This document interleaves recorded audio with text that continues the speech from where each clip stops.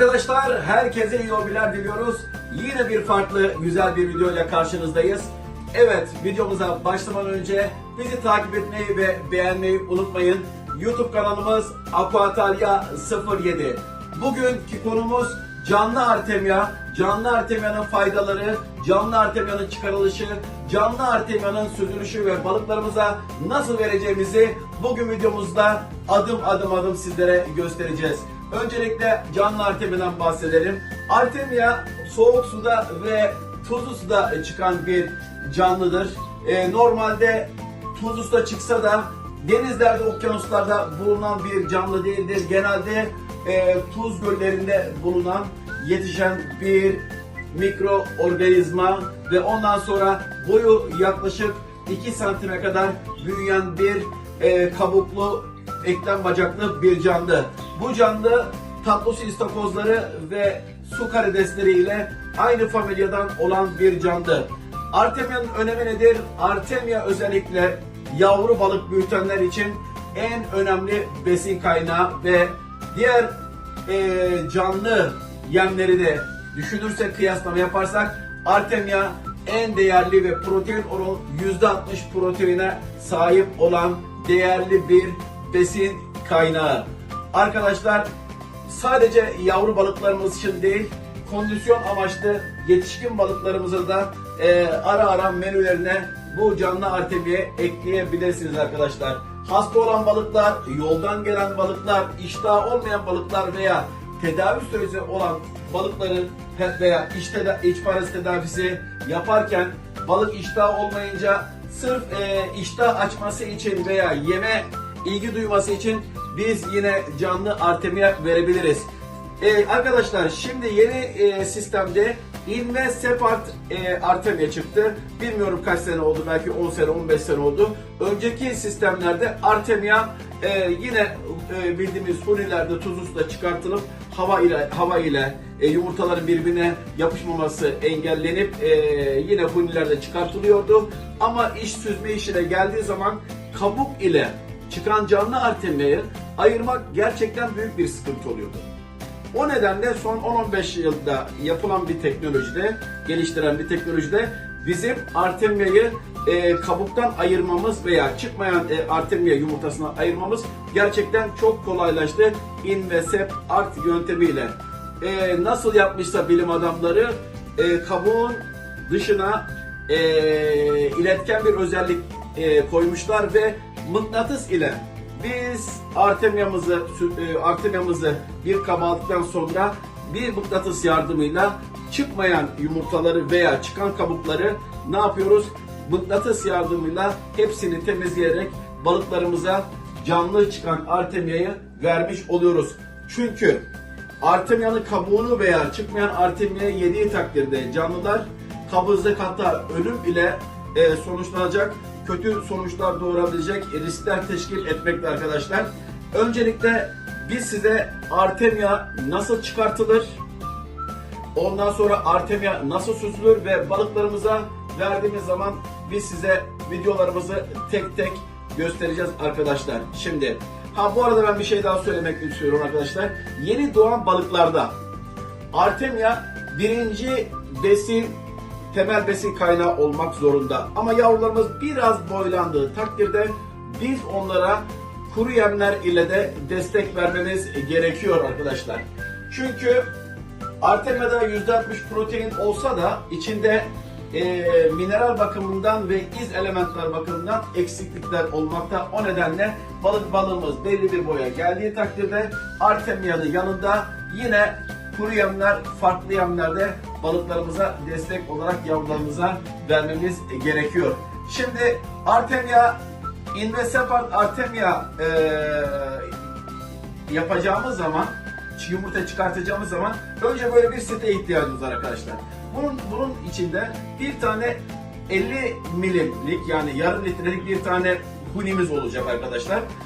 Yumurtamızın yapışmaması için ona bir hava motoru ile alttan hava vermemiz gerekiyor. Yumurtaların sürekli dönüp birbirlerine yapışmaması gerekiyor arkadaşlar. İkincisi, iyotsuz kaya tuzu kesinlikle lazım arkadaşlar. Ve yapmamız gereken şu: Gelelim diğer odaya. Arkadaşlar öncelikle 500 milimlik kulimize akvaryumdan veya arıtmadan aldığımız suyu ekliyoruz. Daha sonra hava motorumuzu açıp kabarcık vermesini sağlıyoruz. Arkasından bir kaşık artemia için bir kaşık iyosuz kaya tuzu koymanız gerekmekte arkadaşlar. Ondan sonra öncelikle kaya tuzunu koyuyoruz arkadaşlar. Bir 5 dakika tuz eridikten sonra kaşığımızla artemiamızı ne yapıyoruz? Üzerine yavaşça serpiyoruz arkadaşlar. Ve 24 saat içinde 24 ile 40 saat arasında artemialarımız yumurtadan çıkmış oluyor arkadaşlar. Ayrıca çıkması için de ortalama 26 ile 28 derece sıcaklığa, oda sıcaklığına ihtiyaç var. Genelde kış aylarında havalar soğuk olduğu için biz bunları genelde bu hullerimizi akvaryumların içine koyarak ısıtıcıdan destek alıyoruz arkadaşlar. Çok fazla bir ışığa gerek yok. Ben böyle bir kendime göre bir sistem kurdum arkadaşlar. Bu sistemde yaz ayı tabii ki oda sıcaklığı artemianın çıkması için yeterli. Arkadaşlar bu arada bir istatistiğe göre, yapılan araştırmalara göre artemianın 50 yıl kadar bozulmadığını, 50 yıl kadar muhafaza edilebildiğini bilim adamları ortaya koymuş. 50 yıl sonra artemiayı tekrar su ile, hava ile ve tuz ile buluşturduğumuz zaman tekrar canlı alabiliyormuşlar arkadaşlar. Böyle de ilginç bir bilgiyi bu arada vermek istedim arkadaşlar. Şimdi 24 saat sonra biz ne yapıyoruz arkadaşlar? Öncelikle hava motorumuzun vanasını kapatıyoruz. Hava motorumuzun vanasını kapattıktan sonra ben bu arada kendi yaptığım sistemi anlatıyorum arkadaşlar. Hava motorumuzun vanasını kapattığımız zaman artık kabarcığı kesiyoruz. Kabarcık falan olmuyor. Bir 5 dakika sonra çatlayan yumurtalar ister istemez hunimizin suyun üst yüzeyinde böyle bir tabaka oluşturacak. Açılmayan yumurtalar ise de ve açılan artemialar da huninin en dibine birikecek. Benim yavru sayım çok fazla olduğu için ben bir seferde onlara tüketmeleri için hepsini süzüyorum arkadaşlar. Veya günde onu ikiye bölüyorum. Ne yapıyorum arkadaşlar? Minimum kabuk almamak için öncelikle bu mıknatısı içine atıyorum.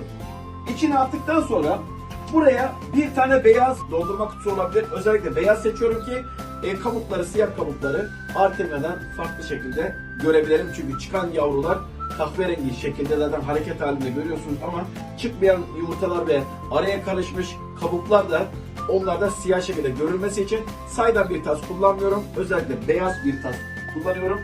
Bundan burayı çıkardıktan sonra tasın içine hortumu koyuyorum. Bütün suyu indiriyorum arkadaşlar. Suyu indirdikten sonra tasımı gidip yıkadıktan sonra tekrar tuzunu, tekrar artemiaya, tekrar havayı vererekten sistemi tekrar aktif hale getiriyorum ki yarına tekrar canlı artemian elinde olabilsin diye.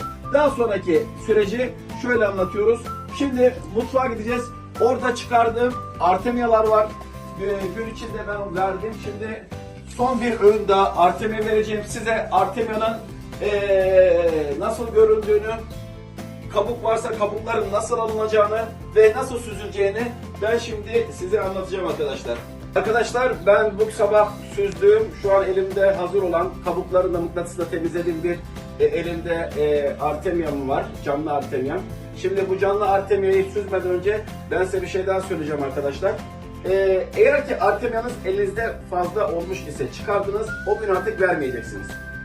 Yazık olmasın, çöpe atacak değiliz çünkü balıklar için en değerli besin kaynağı. Bunun müdahili olmayan bir besin arkadaşlar bu. Bir de en güzel tarafı artemia kesinlikle parazit barındırmayan bir şey. Kendi doğal ortamında evet parazit barındırabiliyor ama biz ev ortamında bunu huninin içine çıkardığımız için kesinlikle sıfır parazit, sıfır risk taşıyan bir canlı yem arkadaşlar balıklarımız için. Diğer canlı yemler için aynı şeyi söyleyemiyorum. Bunlar için de canlı kan kurdu var. Ondan sonra su küresi var. Tupifex var.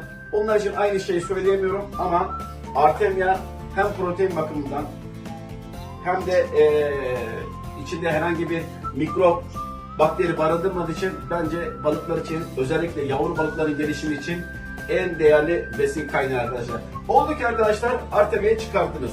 elinizde fazla kaldı. Ne yapabilirsiniz? Bu buzdolabındaki arkadaşlar içi delik olan. Siz onları artemiyanızı önce ilk başta süzdükten sonra, yani tatlı suyla süzdükten sonra elinize kalan fazla artemiyi o difrizdeki buzun içine veya şeyde satılıyor mesela. Ev eşyalar satılamaya, hırdavatçılarda satılıyor.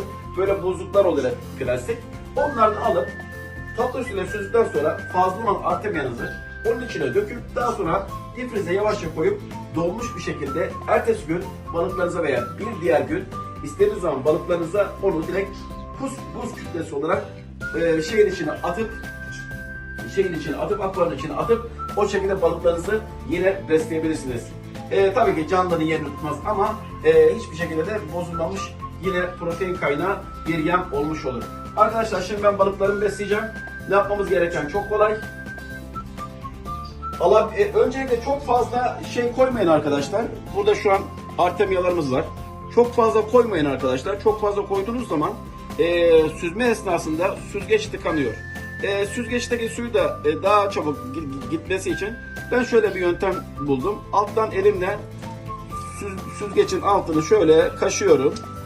Sağa sola yapıyorum. Suyu mümkün olduğu kadar indiriyorum arkadaşlar. Sonra tatlı suyu basıyorum. Tekrar süzüyorum.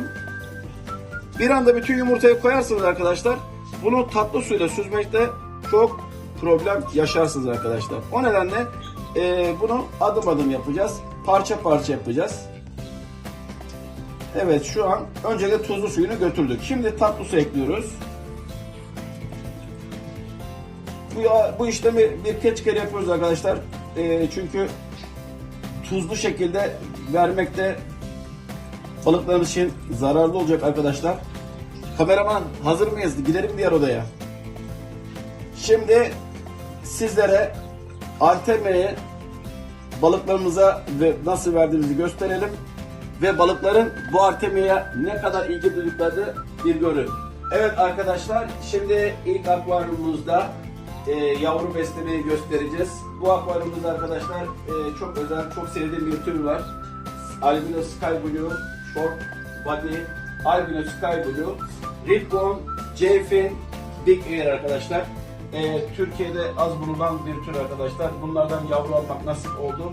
Şimdi bu yavrularımı artemiyalar bir an önce büyütüp damızlık getirmek istiyorum. Çünkü bende de şu an bu balıklardan damızlık olarak sadece 3 çift var.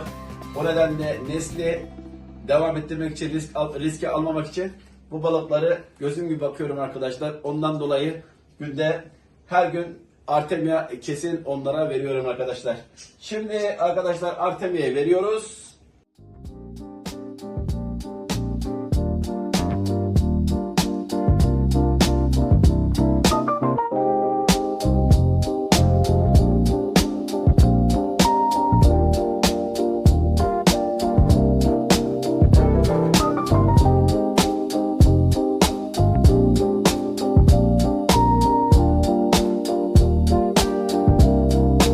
Arkadaşlar videomuzun sonunda tekrarlamak istediğim şey şu.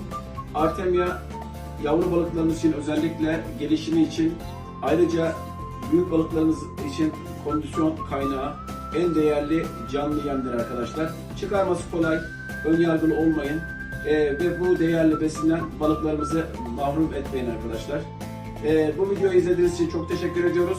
Kanalımız Aquatalya 07. Bizlere abone olursanız, beğenirseniz çok teşekkür ederiz. Bir başka videoda görüşmek üzere.